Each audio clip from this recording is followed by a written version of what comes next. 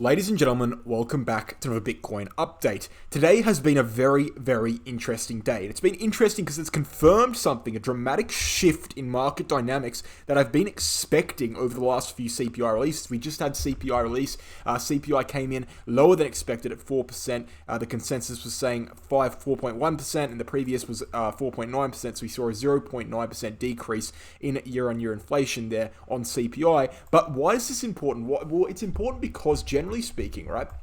And you guys might be aware of this by now. Generally speaking, when we see CPI releases occur, we see dramatic price movements on Bitcoin. We haven't seen dramatic price movements on Bitcoin. In fact, we've just seen this small little pump and this current dump we're seeing right now. 26K, 0.5K to 25.8K. Really not that much in importance in price action yet. It's about a 3% move to the upside and downside. But even during the initial release, we saw about a 2% from the lows to the highs. Nothing really. And we are used to massive volatility during this time period. Now, the reason, okay, I'm going to get into it in a second, but I need to explain something first. There's been a shift in market dynamics, okay? Something big has happened. I'm going to explain it to you now. Here is a chart that shows you the correlation between Bitcoin and the S&P 500, okay? Very important chart. Most people think, right, that Bitcoin is correlated to the S&P 500, okay? And they're not entirely wrong, right? Or at least, in the last 2 years, they haven't been entirely wrong.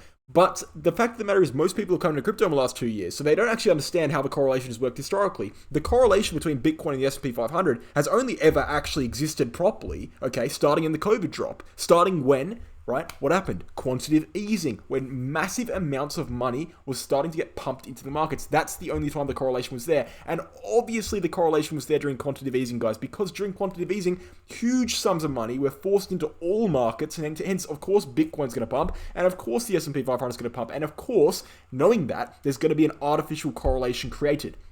Now, the fact of the matter is, any other time in Bitcoin's price history, right, there hasn't been that correlation. And what you'll notice is that as soon as QT started, as soon as quantitative tightening started, as soon as we saw interest rate rises and we saw an end to the printing of money, we saw that the correlation between Bitcoin and the S&P 500 started dropping, and it's been dropping ever since. The correlation between Bitcoin and the S&P 500 has been dropping for over a year. So what we're seeing now is Bitcoin is actually not correlated to traditional markets really that much at all. And it's been consistently dropping, as I said, for over a year since quantitative tightening. So unless we see a period of quantitative easing again, Bitcoin will by default be correlated because obviously markets pump. But when we're in quantitative tightening, there's actually no reason to believe at all that Bitcoin's correlated to the S&P 500. That's what we've seen from the charts. So this whole narrative, okay, and this is why I'm saying this is so major. This whole narrative that the bears have, the bearish people have, okay, I'm not necessarily anti-bear or anything, but I'm just saying the whole narrative is that, Bitcoin's going to get dragged down by the S&P, it's going to get dragged down, and that's what's going to happen. That narrative doesn't make sense.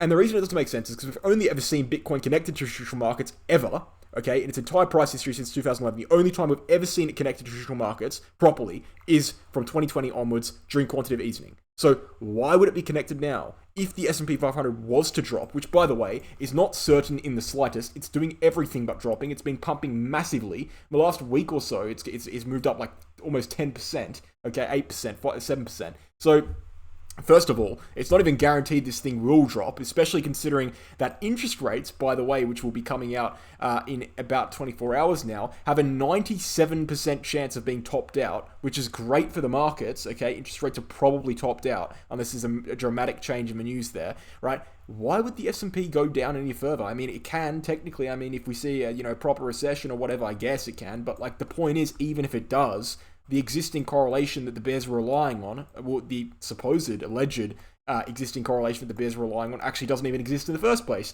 But do you know what does exist, guys? I'll tell you the correlation that does exist, okay? And this is going to come as a surprise to a lot of people. The correlation that does exist is the correlation to gold. And what does gold do? It's a store of value to hedge against the economy, generally speaking, okay? Gold, yes, it does go down during recessions, but it doesn't get hit nearly as hard as something like the stock market would. So Bitcoin's actually correlated to gold now, which means it's going to have a much easier time if we do have something like an actual, recession or an actual financial crisis of some sort, which, I would say we're already having. But, look, there's so many definitions, so many terms. It depends what you mean by it. And it depends, inflationary crisis is very different to, people having, not enough jobs, etc. But it's all very complicated, and there's many different, types, but the point is, the fact of the matter is, the fundamental reality of the situation is that the whole idea is that Bitcoin will be dragged down by something. What is it going to be dragged down by? Because it's not for traditional markets. The correlation's not there. Maybe it will come back. Okay, sure, maybe it will come back, but at the end of the day, it's not there right now, and it's been decreasing for over a year. And throughout the vast majority of its price history, it hasn't been there. So that's very much worth noting. That's for shifting market dynamics. And I'm only telling you this now because this means that events like FOMC, events like CPI, events that massively affect traditional markets actually probably don't affect Bitcoin that much anymore. And that explains why they're becoming less and less relevant for Bitcoin and why the price action based on those events has been becoming less and less volatile. That's 100% an excellent explanation. And so long as that correlation remains low and remains decreasing, the effect of these major events in the economy are going to have less and less an effect on Bitcoin. Of course they are, because the correlation doesn't exist. So that's massive. That's absolutely huge. In fact, that's the most important thing I can say probably all week. Okay? Huge stuff, massive shift in market dynamics here, and a great explanation for it. I've seen absolutely no one talk about that except myself. Now, I'm going to take a quick little break here. We're going to look at the Bitget Exchange, guys. Bitget Exchange, 5 times lower fees than Binance, non-KYC. It's also got copy trading. It's got reserves information released. If you sign up using my referral link, you'll get a 15% trading fee discount for life on this exchange, as well as access to a reward center in which you can gain over 5,000 USD in rewards. Sign up using my referral link in the pinned comment or description below. Go ahead and do that. It's the best way you can help yourself as a trader and help out the channel as well. Now we can dive into the rest of the video. Well, what's going on with Bitcoin technically? Because we've covered that main point. And that is a main point. That's the main point of this video. The rest is just going to be kind of going over the charts a little bit.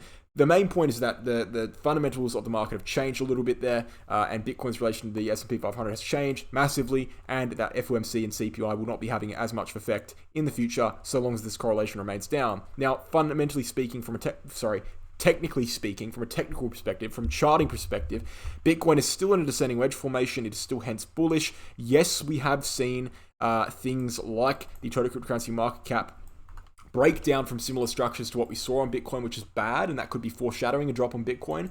But I want to point out, and the same thing's happened on Ethereum, by the way, but I want to point out it's not actually all bad, because even though we've seen these things occur and they generally do foreshadow bad things for Bitcoin, I do want to note the fact that all of these charts, okay, have the same uptrending RSI support line. They have an uptrending RSI support line. In Bitcoin's case, stemming back from 2022, potentially even early 2022, we have the same support line on the total cryptocurrency market cap, again stemming back from 2022 and even back again in early 2022. And we have the exact same uptrending support line on Ethereum stemming back from early 2022. So the fact of the matter is, yeah, we've seen breakdowns on Ethereum. Yeah, we've seen breakdowns on total cryptocurrency market cap, and people are saying that could be foreshadowing a drop on Bitcoin. But we've also got the exact same support line, the RSI, which could actually bolster Bitcoin's bouncing capability. So I would say perhaps Bitcoin drops down a little bit further. Perhaps it breaks down from this triangle formation it's got in the short-term price chart, retests the bottom of the larger wedge formation, potentially even goes down and retests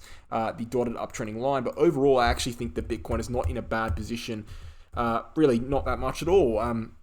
We had the lowest volume we've seen in 3 years in the month of May, and that all happened during the downwards trend. We started going down in around April, and we had the lowest volume we've ever seen in the month of May. So that was all downwards trend over here. Low volume in a downwards trend represents a weak trend. I believe that the bearish trend is weak. If it was strong, we wouldn't be going down this slowly. It wouldn't take us 3 months to go down.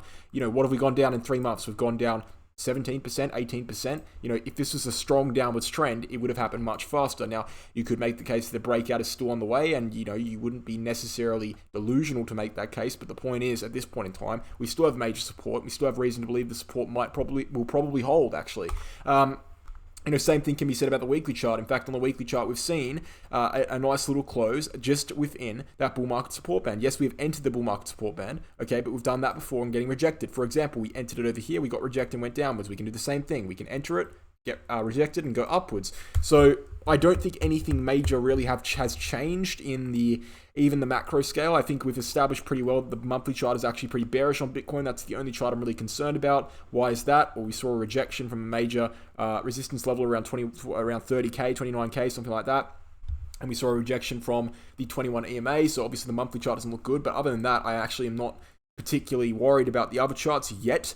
They could worsen. If they do worsen, that's fine. Again, the fundamental basis of all of my predictions is 4-year cycle, and I don't think there's any real necessity for Bitcoin to do anything in particular in regards to the 4-year cycle, I think we could go down technically, and the 4-year cycle would be active still.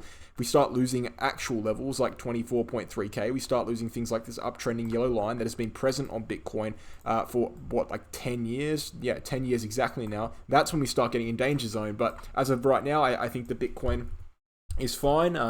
And I will keep you guys updated if there are any further developments. For now, I think you can go back and watch my previous videos and all the other content I've made in the last week or so, and it's all still relevant in terms of the Bitcoin price charts. So that's all I can really show you on Bitcoin. And without further ado, guys, I'll end the video there. So check out the VIP group, guys, on Telegram. We trade altcoins 3 to 5 times a week on there. We've been extremely profitable during these recent drops, made a lot of money on short positions. And if you're interested in trading altcoins with me in the VIP group, you can check out our previous trading results and also the group information, how to join the group. In the description below, you have a link to the Telegram group that shows you all that, the information results group. So join that, that's free.